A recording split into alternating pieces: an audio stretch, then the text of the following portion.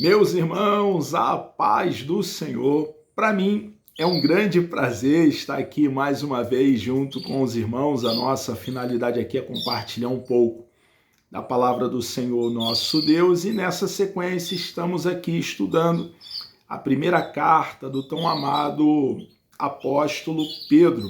Hoje chegamos aqui no capítulo 1, no versículo 4, onde Pedro ele prossegue dizendo: para uma herança incorruptível, incontaminável e que se não pode murchar, guardada nos céus para vós. Pedro está se dirigindo ali a irmãos cristãos do primeiro século que, devido à sua fidelidade, se manterem fiéis ao nosso Senhor e Salvador Jesus Cristo, pregando o evangelho genuíno, estavam sofrendo grande perseguição.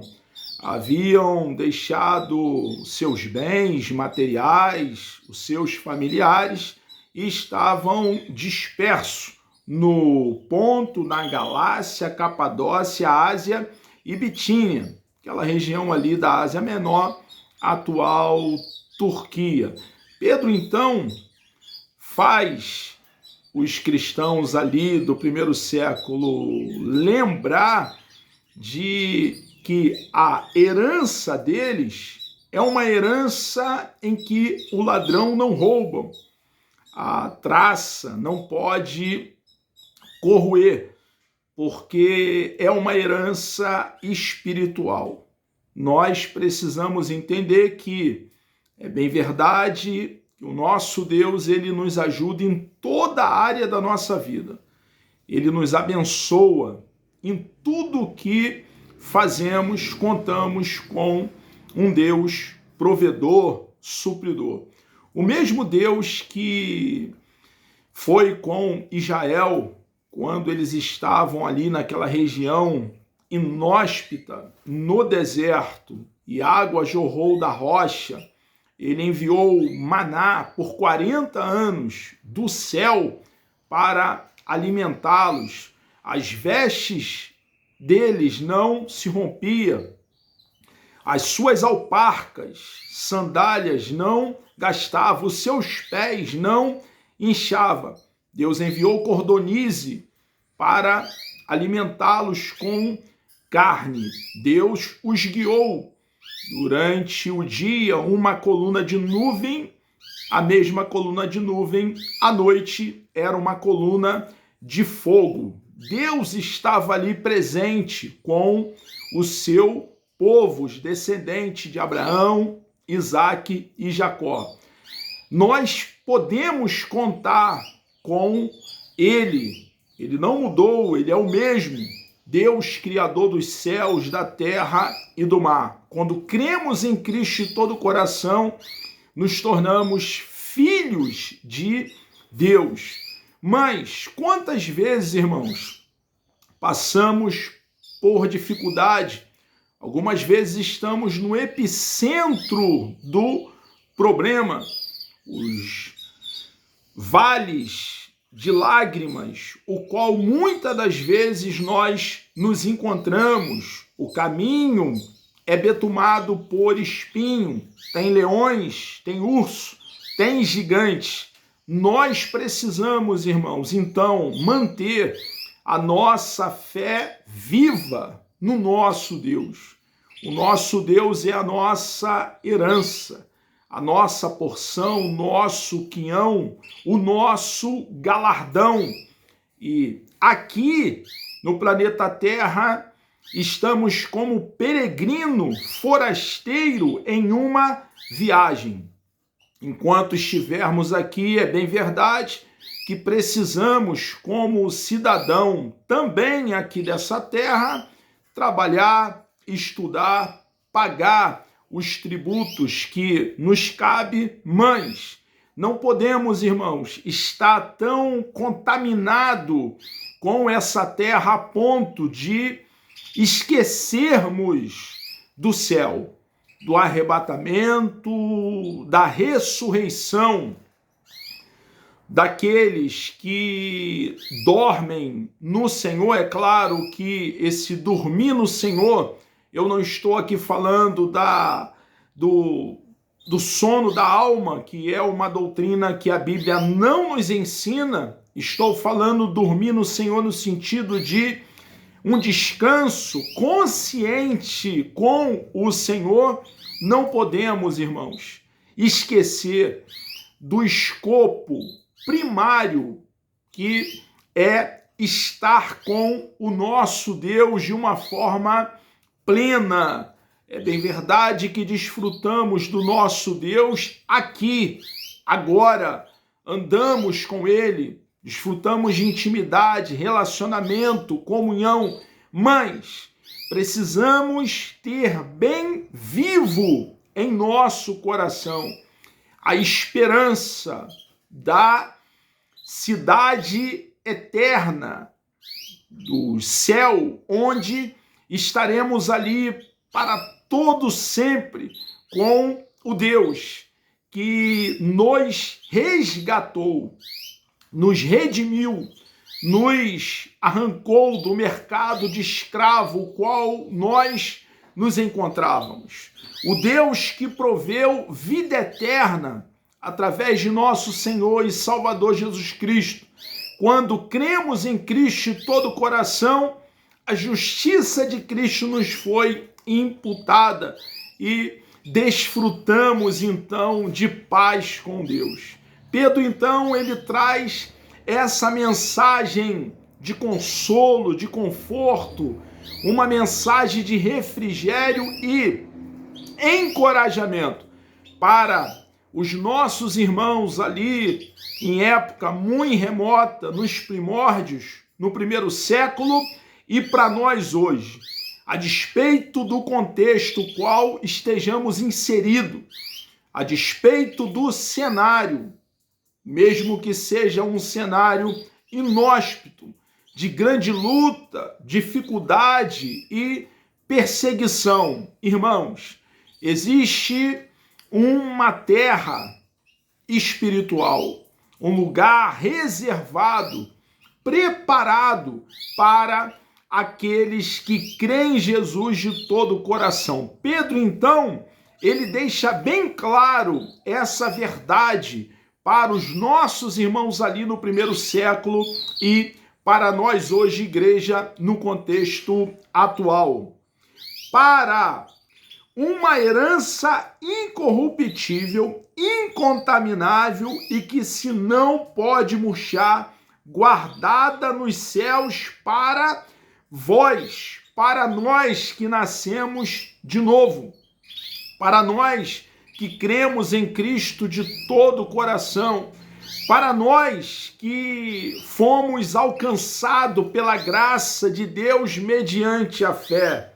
E muitos, nesse momento, como Saulo de Tarso, estão vivendo vidas desregradas, dissolutas, estão longe de Deus e por estar longe de Deus não tem paz e não tem salvação. E nós fomos alcançados, feridos pelo Evangelho para proclamar como arauto, difundir, disseminar o plano bendito de salvação. Existe muitos Saulos de Tarso, assim como nós, em nossa vida pregressa, antes de abraçarmos a causa do cristianismo, estávamos distante de Deus, longe de Deus.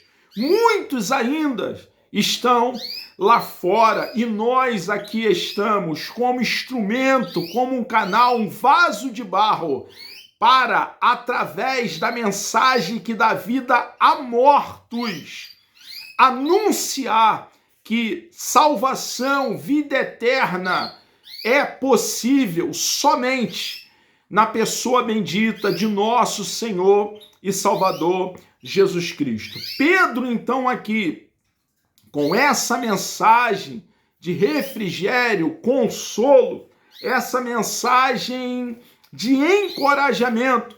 Ele encoraja os nossos irmãos ali, trazendo essa doutrina preciosa, a doutrina da realidade do céu, e também está aqui nos encorajando.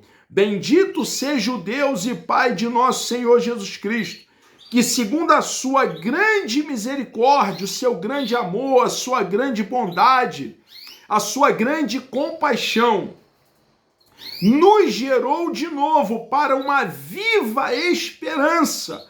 Que esperança é essa, irmãos? A esperança de uma terra onde nós iremos desfrutar do nosso amado e bondoso Deus, para uma herança incorruptível, incontaminável e que se não pode murchar, guardada nos céus para vós.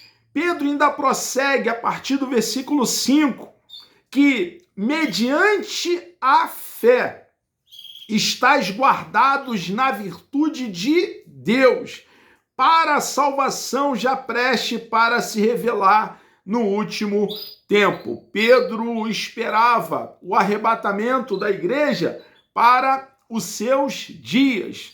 E assim como o apóstolo, nós devemos esperar o arrebatamento hoje, para agora.